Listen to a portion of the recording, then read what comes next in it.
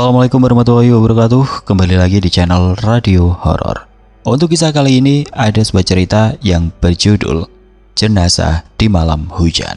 Sebuah cerita perjalanan seorang pengantar jenazah mengantar ke rumah duka.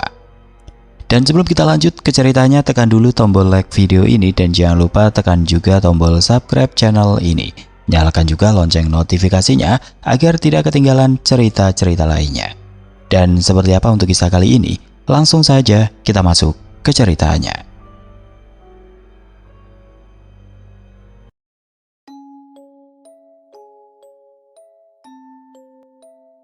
Hujan gerimis menyapu jalanan Yogyakarta malam itu, meninggalkan kilau basah di aspal yang diterangi lampu jalan temaram. Udara terasa dingin, khas musim hujan di bulan November, dan angin membawa aroma tanah basah yang bercampur dengan bau asap knalpot dari kendaraan yang sesekali melintas.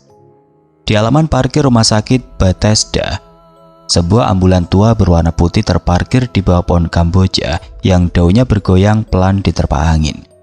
Di dalam ruang sopir Pak Joko, seorang pria berusia 50 tahun dengan rambut yang mulai memutih, sedang memeriksa daftar tugas malam itu. Wajahnya yang keras dan penuh kerutan menunjukkan pengalaman puluhan tahun sebagai sopir ambulan. Matanya, meski lelah, masih tajam, terlatih untuk tetap tenang di bawah tekanan. Di sampingnya Adit, asistennya yang baru setahun bekerja, duduk gelisah. Pemuda 24 tahun itu masih terlihat canggung dengan seragam putihnya yang sedikit kekecilan. Adit adalah anak desa dari Bantul yang baru saja lulus dari sekolah keperawatan dan memilih bekerja di rumah sakit untuk membantu keluarganya. Meski sudah terbiasa menangani pasien, malam ini adalah kali pertama ia mendapat tugas mengantar jenazah keluar kota. Apalagi di tengah malam yang gelap dan basah seperti ini, tangannya sibuk menggenggam ponsel, mencoba mengalihkan perhatian dengan men-scroll media sosial, tapi sesekali matanya melirik ke arah pintu belakang ambulan. Tempat peti jenazah diletakkan. Pukul 23.15 telepon di dashboard ambulan berdering nyaring memecah keheningan. Pak Joko mengangkatnya dengan gerakan cepat, mendengarkan instruksi dari petugas rumah sakit. Joko, malam ini ke Jepara. Jenazah laki-laki korban kecelakaan motor, nama Mas Darno, umur 35 tahun. Keluarga sudah menunggu di sana, persiapkan sekarang ya. Kata suara di ujung telepon, singkat dan tegas. Pak Joko hanya mengangguk, meski lawan bicaranya tidak bisa melihat, lalu menutup telepon. Ia menoleh ke Adit, yang wajahnya sudah pucat. Siap, Dit. Kita bawa jenazah ke Jepara. Perjalanan lumayan jauh, sekitar 4 jam. Pastikan semua alat di belakang lengkap. Adit mengangguk lemas, berusaha menyembunyikan kegelisahannya. Siapa? Jawabnya suaranya sedikit serak. Ia bangkit dari kursi dan mulai memeriksa perlengkapan di bagian belakang ambulan. Kain kafan cadangan, botol air untuk wudhu, dan beberapa perlengkapan medis darurat. Meski ia tahu tidak akan diperlukan untuk jenazah, di sudut ruang belakang peti jenazah sederhana dari kayu sudah diletakkan dengan rapi. Di dalamnya, tubuh Mas Darno yang telah dikafani sesuai tradisi terbaring kaku. Dibungkus kain putih yang diikat erat, Adit menelan ludah, merasa bulu kuduknya berdiri saat membayangkan wajah di balik kain itu. Ia cepat-cepat menutup pintu belakang dan kembali ke kursi penumpang. Pak Joko yang sudah terbiasa dengan tugas seperti ini memperhatikan kegelisahan Adit. Dit, sebelum berangkat baca doa dulu. Ini tugas mulia, nganter orang ke peristirahatan terakhirnya. Jangan takut, yang mati nggak bakal ganggu kalau kita niatnya baik. Katanya dengan nada tenang tapi tegas. Adit mengangguk, mengeluarkan tasbih kecil dari saku seragamnya dan mulai melafalkan doa perlindungan yang diajarkan ibunya sejak kecil. Bismillahirrahmanirrahim. Mulutnya bergerak pelan tapi jantungnya masih berdegup kencang. Setelah memastikan semua siap, Pak Joko menghidupkan mesin ambulan. Suara mesin diesel tua itu meraung pelan, memecah keheningan malam. Lampu ambulan menyala, menerangi jalanan basah di depan mereka. Mereka keluar dari halaman rumah sakit, melaju pelan melewati jalanan Malioboro yang sepi.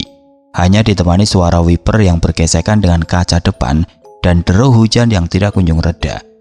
Jalanan Yogyakarta malam itu terasa lebih gelap dari biasanya, mungkin karena kabut tipis yang mulai turun, atau karena lampu jalan yang beberapa diantaranya mati. Adit mencoba fokus ke jalan, tapi pikirannya terus melayang ke peti di belakang. Ia membayangkan cerita-cerita seram yang pernah didengar dari teman-temannya tentang jenazah yang tiba-tiba bergerak atau suara aneh dari dalam peti. Ia menggelengkan kepala mencoba mengusir pikiran itu. "Pak, ini beneran aman kan?" tanya Adit, suaranya hampir seperti bisikan. Pak Joko tertawa kecil tapi matanya tetap fokus ke jalan. "Aman, Dit. Aku sudah nganter jenazah puluhan kali. Yang penting jangan mikir macam-macam. Kalau takut baca ayat kursi, itu ampuh." Adit mengangguk meski hatinya masih tidak tenang.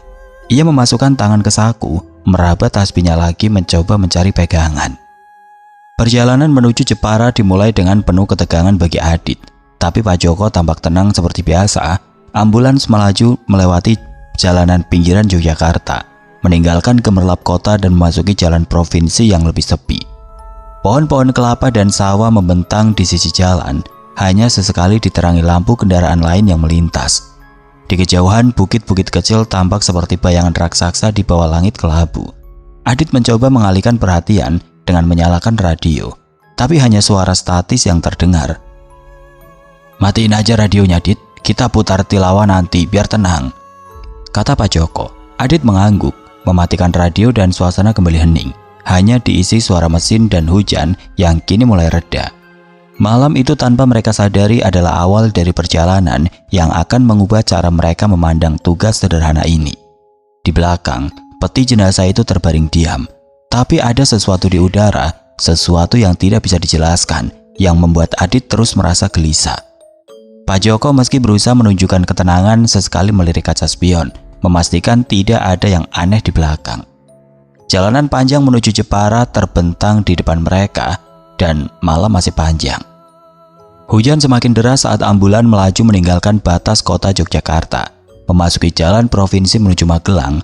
Aspal basah berkilau di bawah sorotan lampu depan, dan kabut tipis mulai turun, mengaburkan pandangan ke kejauhan. Pak Joko menggenggam setir dengan erat, matanya tajam menyusuri jalan yang licin. Di sampingnya Adit duduk dengan tubuh sedikit membungkuk, tangannya masih meraba tasbih di saku seragamnya. Suara mesin ambulan bercampur dengan derau hujan yang menghantam atap kendaraan, menciptakan ritme monoton yang seharusnya menenangkan, tapi justru membuat suasana semakin tegang. Di belakang, peti jenazah Mas Darno terbaring diam, namun keberadaannya seolah memenuhi udara dengan beban tidak terucapkan.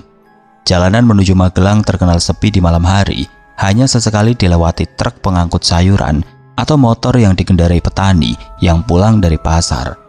Pohon-pohon jati di pinggir jalan berdiri seperti bayangan gelap, dan dahannya bergoyang pelan diterpa angin. Adit mencoba mengalihkan perhatian dengan menatap keluar jendela. Tapi pandangannya terus tertarik ke kaca spion samping, seolah ada sesuatu yang mengintip dari kegelapan. Ia tahu itu hanya imajinasinya, tapi malam ini rasanya berbeda. Ada sesuatu yang membuat bulu kuduknya berdiri. Meski ia tidak bisa menjelaskan apa. Tiba-tiba Adit menarik nafas dalam-dalam. Hidungnya mencium sesuatu yang aneh. Aroma itu muncul perlahan, samar pada awalnya, lalu semakin kuat hingga mengisi kabin ambulans.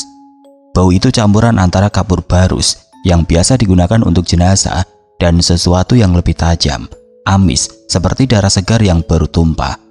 Adit mengerutkan kening, mencoba mencium lagi untuk memastikan.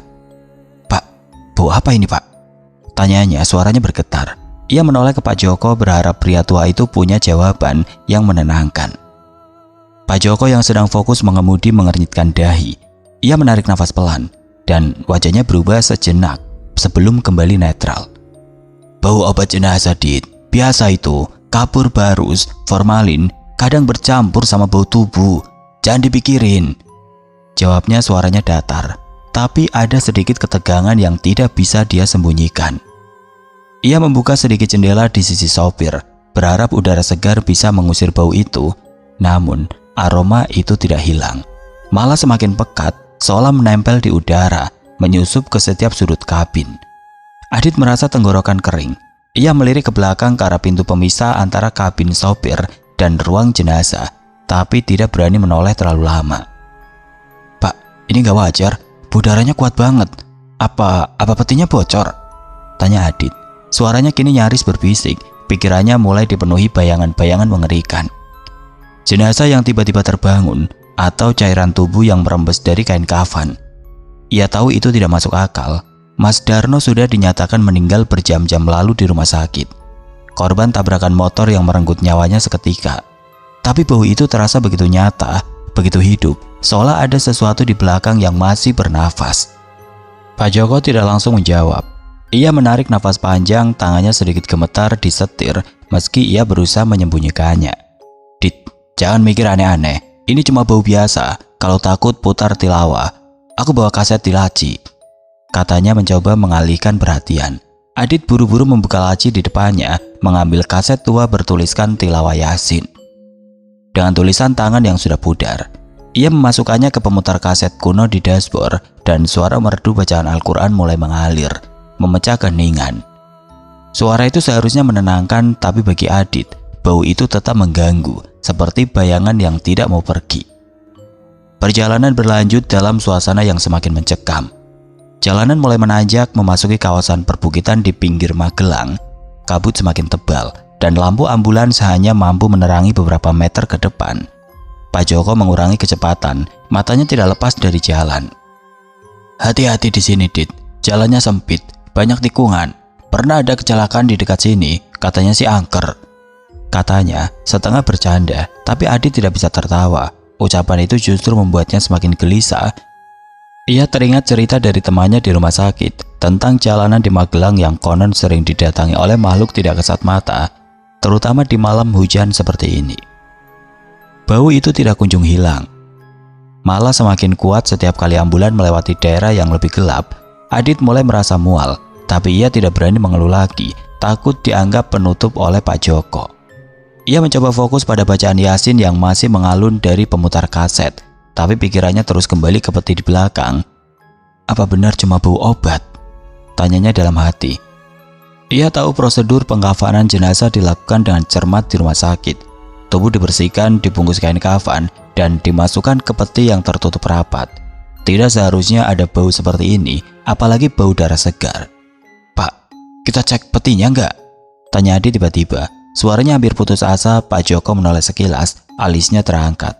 Cek apa? Jenazah sudah dikafani dengan benar. Jangan bikin panik, Dit. Kita tugasnya cuma nganter, bukan buka-buka peti. Jawabnya tegas, tapi Adit bisa melihat keraguan di matanya. Pak Joko juga merasakan bau itu, dan meski pengalamannya membuatnya lebih tenang, ada sesuatu di malam ini yang membuatnya tidak sepenuhnya yakin. Adit akhirnya diam, tapi tangannya tidak berhenti memainkan tasbih. Ia mencoba mengingat-ingat doa-doa yang diajarkan ibunya. Berharap itu cukup untuk menenangkan hatinya. Di luar, hujan mulai mereda. Tapi kabut masih menyelimuti jalanan, membuat dunia di sekitar mereka terasa lebih terisolasi. Ambulan melaju pelan dan suara tilawah terus mengalun, namun bau itu tetap ada. Seperti pengingat bahwa sesuatu di belakang mereka bukan sekedar jenazah biasa. Adit melirik kaca spion lagi, dan untuk sesaat ia merasa melihat bayangan samar di belakang peti. Tapi ia buru-buru menggeleng, meyakinkan diri bahwa itu hanya ilusi. Pak Joko seolah merasakan kegelisahan Adit, akhirnya berbicara. Dit, kalau takut cerita saja yang bikin kamu kerja di ambulan, biar pikiranmu teralihkan. Adit tersenyum tipis, tapi wajahnya masih pucat. Bapak tahu Pak, buat bantu keluarga di kampung, tapi kayaknya malam ini saya nyesel ambil shift malam. Seandainya meski nada suaranya serius. Pak Joko tertawa kecil, tapi tawanya terdengar dipaksakan. Malam masih panjang dan jalan menuju Jepara masih jauh. Bau itu terus mengikuti mereka seperti bayangan yang tidak mau pergi. Dan Adit mulai merasa bahwa perjalanan ini bukan hanya tentang mengantar jenazah. Ada sesuatu yang lain, sesuatu yang menunggu mereka di kegelapan. Hujan akhirnya mereda, meninggalkan udara dingin yang menyelimuti jalanan menuju Kalasan. Ambulan melaju pelan di jalan provinsi yang sepi, hanya ditemani suara mesin diesel yang berderit dan bacaan tilawah yang masih mengalun dari kaset tua di dashboard. Kabut tipis masih menggantung di udara, membuat lampu depan ambulan seolah berenang di lautan kelabu. Pak Joko mengemudi dengan hati-hati, tangannya kokoh di setir, tapi matanya sesekali melirik ke kaca spion, seolah ingin memastikan bahwa peti jenazah di belakang tetap diam. Adit di sisi penumpang duduk dengan tubuh tegang. Tangannya tidak lepas dari tasbih yang kini sudah basah oleh keringat. Bau aneh itu campuran kapur barus dan darah masih tercium, meski kini sedikit samar karena jendela yang sedikit terbuka. Namun itu cukup untuk membuat Adit terus gelisah. Pikirannya dipenuhi bayangan yang tidak ingin ia akui. Perjalanan yang panjang dan suasana mencekam membuat perut mereka keroncongan. Pak Joko yang sudah terbiasa dengan shift malam, tahu bahwa mereka perlu istirahat sejenak untuk menjaga stamina. "Dit, kita mampir dulu di warung. Ada warung makan di Kalasan, gak jauh dari sini. Makan nasi goreng, minum teh panas biar badan enakan," katanya suaranya datar tapi penuh otoritas. Adit mengangguk lemas meski hatinya berat untuk berhenti. Ia ingin segera sampai di Jepara, menyerahkan jenazah dan mengakhiri malam yang terasa terlalu panjang ini. Tapi ia tidak bisa menolak. Perutnya memang sudah protes dan kopi terakhir yang ia minum di rumah sakit sudah lama habis efeknya. Tidak lama kemudian lampu neon kecil muncul di kejauhan, memecah kegelapan. Sebuah warung makan sederhana berdiri di pinggir jalan dengan atap seng dan dinding bambu yang sudah usang. Tulisan warung makan Busum terpampang di papan kayu yang sedikit miring, diterangi lampu bohlam yang berkedip-kedip. Di sekitar warung hanya ada sawah dan beberapa pohon pisang yang bergoyang pelan diterpa angin. Ambulan berhenti di parkiran tanah yang licin karena hujan, dan Pak Joko mematikan mesin. Suara tilawah terhenti meninggalkan keheningan yang tiba-tiba terasa menekan. Adit melirik ke pintu belakang, seolah memastikan peti jenazah itu masih di tempatnya sebelum mengikuti Pak Joko keluar. Warung itu sepi, hanya ada seorang wanita tua di balik meja kasir, wajahnya keriput namun ramah. Dengan rambut disanggul dan kain jarik yang melilit pinggangnya, ia tersenyum lebar saat melihat Pak Joko dan Adit masuk. "Malam mas, mau makan apa? Nasi goreng, soto apa mie rebus?" tanyanya dengan suara serak khas orang tua. Pak Joko yang tampak sudah pernah mampir ke sini sebelumnya, memesan 2 porsi nasi goreng dan 2 gelas teh panas. "Buah-buahan gak ada ya bu?" tanyanya mencoba mencairkan suasana. "Gak ada mas. Tomat sama kol aja, mau?" jawab Busum sambil terkekeh. Adit hanya mengangguk, tidak banyak bicara. Pikirannya masih tertuju pada bau aneh di ambulan. Mereka duduk di bangku kayu yang sudah usang, di bawah lampu neon yang kadang berkedip, membuat bayangan mereka di dinding terlihat seperti bergerak. Warung itu sederhana, dengan meja-meja plastik dan beberapa kalender lama terpajang di dinding. Aroma nasi goreng yang sedang dimasak di dapur tercium samar, bercampur dengan bau tanah basah dari luar. Adit mencoba menenangkan diri, fokus pada suara wajan yang berdenting di dapur, tapi pikirannya terus kembali ke peti jenazah di luar.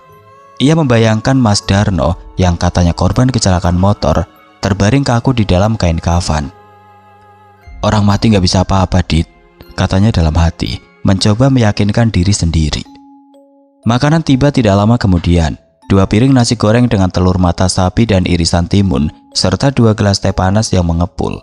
Pak Joko makan dengan lahap, seolah tidak terganggu oleh kejadian sebelumnya. Tapi Adit hanya mengunyah perlahan. Pikirannya masih kacau. Ia mencoba mengobrol untuk mengalihkan perhatian. "Pak, Bapak nggak pernah takut nganter jenazah malam-malam begini?" tanyanya suaranya pelan. Pak Joko tersenyum tipis, mengunyah nasi gorengnya sebelum menjawab. "Dulu takut, Dit, tapi lama-lama biasa. Yang penting niat kita bantu keluarga yang ditinggal. Kalau takut ya baca doa, Tuhan yang jaga." Saat mereka selesai makan, Busum mendekati meja mereka dengan senyum ramah, membawa buku catatan kecil untuk menghitung tagihan. "Loh, yang satu mana? Tadi kan pesan buat dibungkus juga ya?" tanyanya tiba-tiba. Matanya melirik ke arah pintu warung. Pak Joko dan Adit saling pandang, bingung. "Kami cuma berdua, Bu," kata Pak Joko. Alisnya terangkat. Adit merasa jantungnya bertambah kencang. "Loh, tadi kan ada yang pesan nasi goreng buat dibungkus.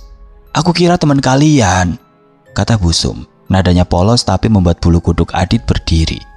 "Gak ada Bu, cuma kami berdua," tegas Pak Joko, meski suaranya sedikit bergetar. Busum mengangguk, tapi wajahnya tampak ragu. "Ya sudah, mungkin aku salah dengar. Ini bungkusannya, siapa tahu kalian mau bawa," katanya sambil menyerahkan sebuah kantong plastik berisi kotak styrofoam. Bau nasi goreng tercium dari dalamnya, tapi Adit merasa ada sesuatu yang salah. Mereka buru-buru membayar, tidak ingin berlama-lama. Pak Joko menyerahkan beberapa lembar uang kertas dan mereka bergegas kembali ke ambulan, membawa bungkusan makanan yang tidak mereka pesan. Di luar udara terasa lebih dingin, dan kabut seolah semakin tebal, menyelimuti warung dan ambulan seperti selimut kelabu. Di dalam ambulan, Adit meletakkan bungkusan itu di dashboard. Tangannya sedikit gemetar. "Pak, aneh banget tadi. Siapa yang pesan bungkusan ini?" Suaranya nyaris berbisik. Pak Joko tidak langsung menjawab. Ia menghidupkan mesin, matanya fokus ke jalan.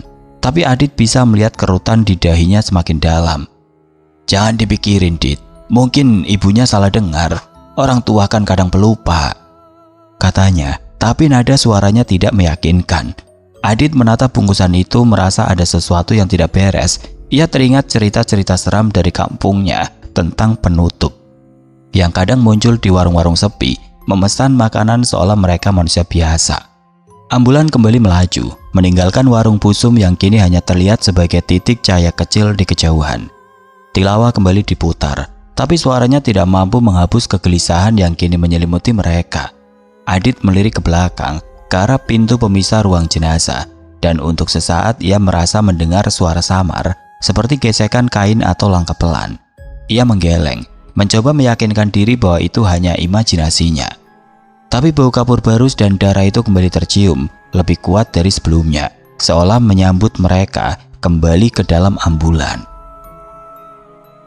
Ambulan kembali melaju di jalanan kalasan yang gelap, meninggalkan warung busum yang kini hanya tampak seperti titik cahaya samar di kejauhan. Kabut masih menggantung rendah, membuat lampu depan ambulan seolah terperangkap dalam lautan kelabu. Suara tilawah dari kaset tua itu terus mengalun, tapi bacaan Yasin tidak lagi mampu menenangkan Adit. Bungkusan nasi goreng yang diberikan busum tergeletak di dashboard, seolah menatapnya dengan diam. Bau kapur barus dan darah yang sempat mereda kini kembali tercium, lebih pekat dari sebelumnya, menyusup ke dalam kabin seperti asap yang tidak terlihat. Adit duduk dengan tubuh kaku. Tangannya mencengkeram tasbih hingga jari-jarinya memutih. Pikirannya dipenuhi pertanyaan yang tidak berani ia ucapkan. Siapa yang memesan nasi goreng itu, dan mengapa bau darah ini terasa semakin nyata? Pak Joko, meski berusaha tetap tenang, tampak mulai gelisah. Tangannya yang biasanya mantap di setir kiri sesekali bergerak untuk mengusap keringat di dahi. Meski udara malam terasa dingin, ia tahu jalanan ini seperti punggung tangannya. Tapi malam ini ada sesuatu yang membuatnya tidak nyaman. "Dit, jangan melamun, baca doa terus, biar kita selamat sampai Jepara," katanya. Suaranya tegas tapi ada nada ketegangan yang sulit disembunyikan. Adit mengangguk, mulutnya bergerak, melafalkan ayat-ayat pendek yang dihafalnya sejak kecil. Tapi pikirannya terus kembali ke peti jenazah di belakang. Bau itu, ucapan busum dan bungkusan misterius itu membuatnya tidak tahan lagi. "Pak, kita cek petinya ya, cuma memastikan," kata Adit tiba-tiba. Suaranya gemetar tapi penuh tekad. Ia tidak tahu dari mana keberanian itu datang, tapi rasa penasaran dan ketakutan yang bercampur membuatnya merasa harus melakukan sesuatu.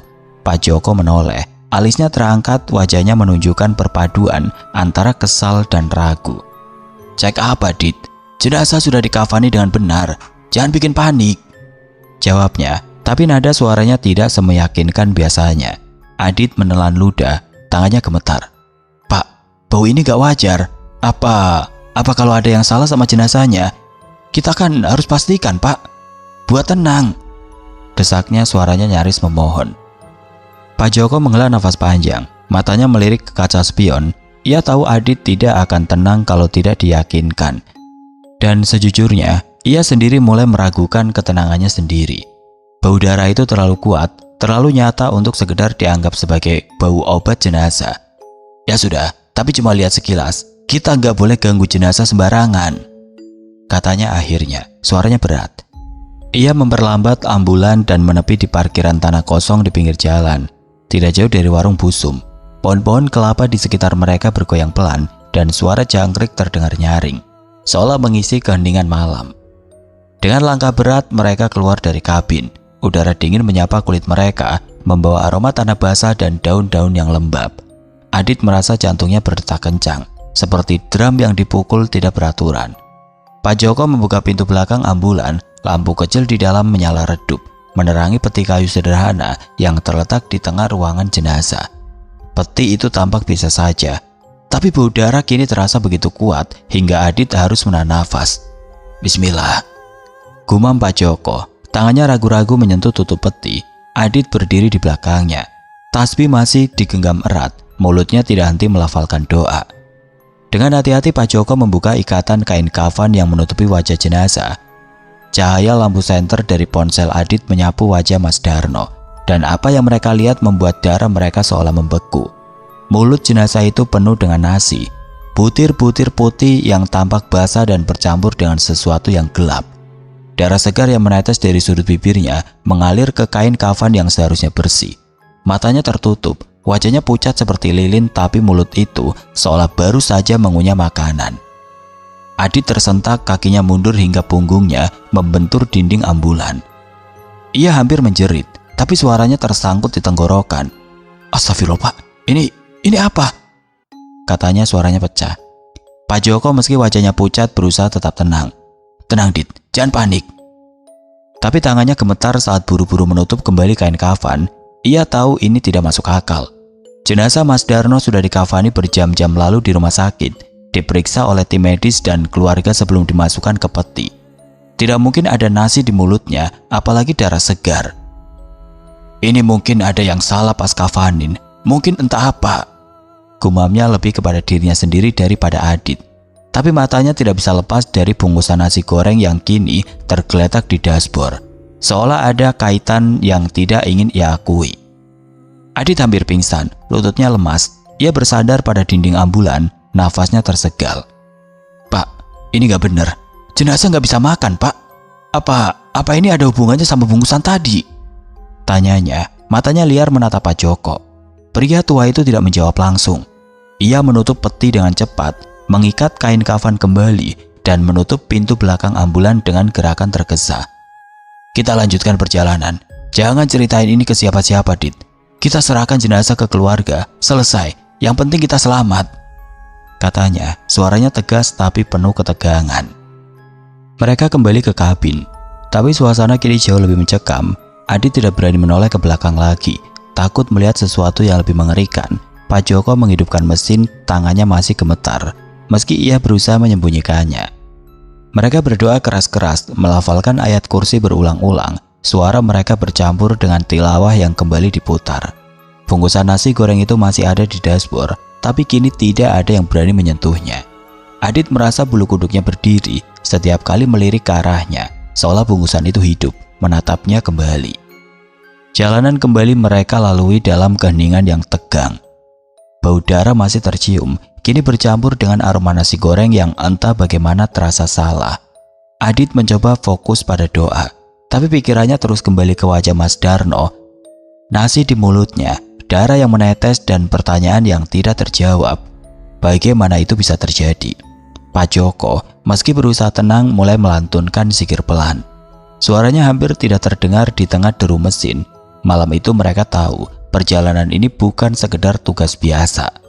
Ada sesuatu yang mengikuti mereka, dan mereka hanya bisa berdoa agar sampai di Jepara tanpa kejadian yang lebih mengerikan. Ambulan kembali melaju di jalanan yang kini terasa semakin gelap dan sepi, meninggalkan parkiran tanah di Kalasan yang menjadi saksi penemuan mengerikan mereka. Kabut masih menggantung rendah, menyapu aspal basah yang berkilau di bawah sorotan lampu depan. Suara mesin diesel tua bercampur dengan tilawah Yasin yang mengalun dari kaset di dashboard. Tapi bacaan suci itu tidak mampu menghapus ketegangan yang menyelimuti kabin. Adit duduk kaku di kursi penumpang. Tangannya mencengkeram tasbih hingga jari-jari memutih. Matanya sesekali melirik ke kaca spion, tapi ia buru-buru memalingkan wajah, takut melihat sesuatu di belakang. Atau lebih tepatnya, takut memastikan apa yang sudah mereka lihat di peti jenazah. Bau kapur barus dan darah masih menyeruak, kini bercampur dengan aroma nasi goreng dari bungkusan yang tergeletak di dashboard, seolah mengejek mereka dengan keberadaannya. Pak Joko mengemudi dengan fokus yang dipaksakan. Tangannya kaku disetir. Wajahnya yang biasanya tenang kini dipenuhi kerutan, dan mulutnya tidak henti melantunkan zikir pelan, hampir tidak terdengar di tengah deru mesin. "Bismillahirrahmanirrahim." Gumamnya berulang-ulang, seolah mencari perlindungan dari sesuatu yang tidak bisa ia jelaskan. Penemuan di peti jenazah, nasi di mulut Mas Darno dan darah segar yang menetes telah mengguncang ketenangannya.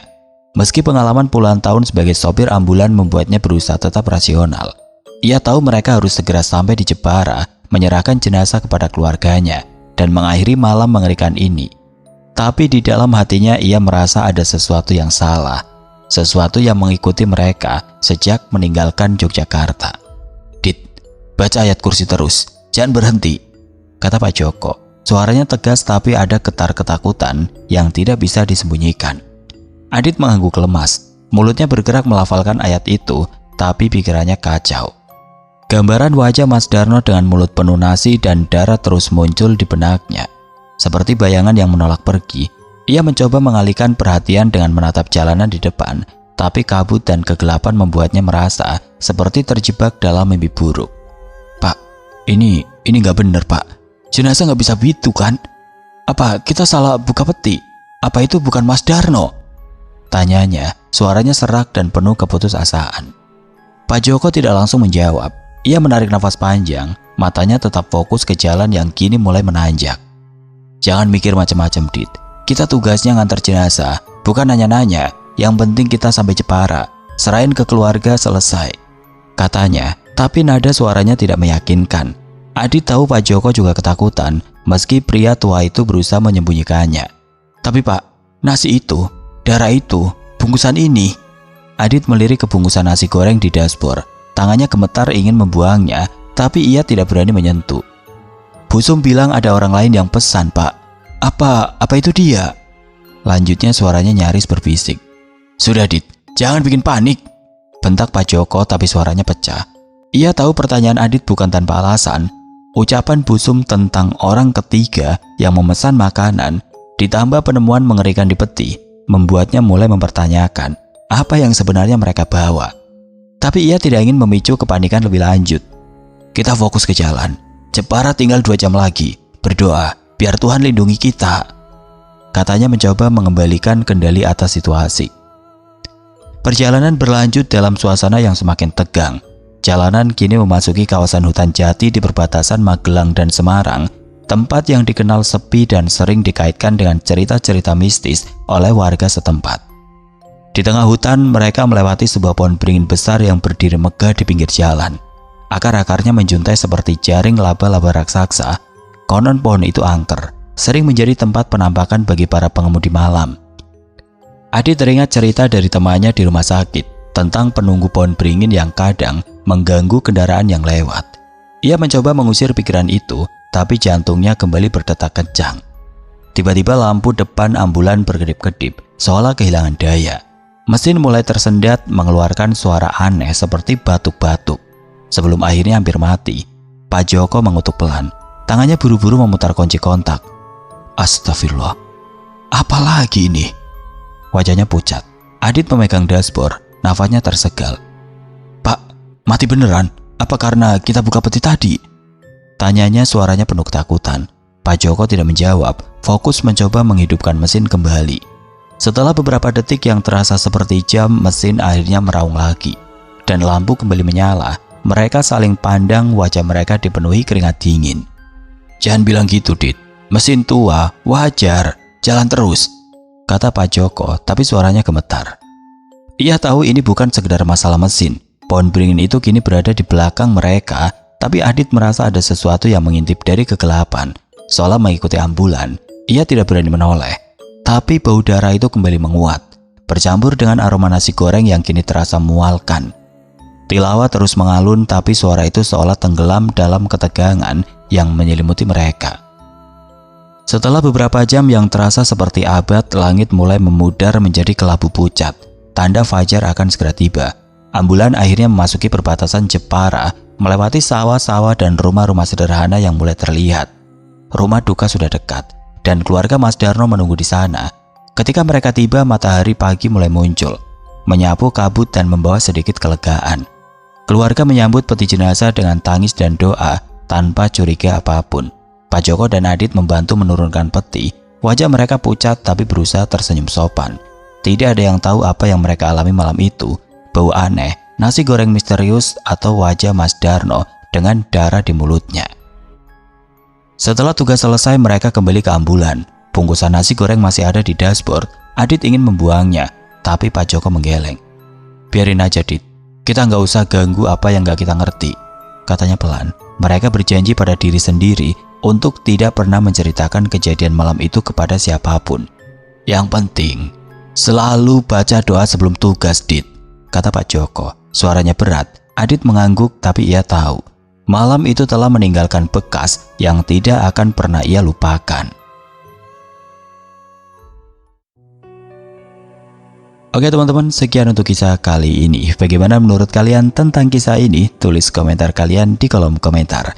Dan buat teman-teman yang baru bergabung, jangan lupa untuk like, komen, share, serta subscribe channel ini.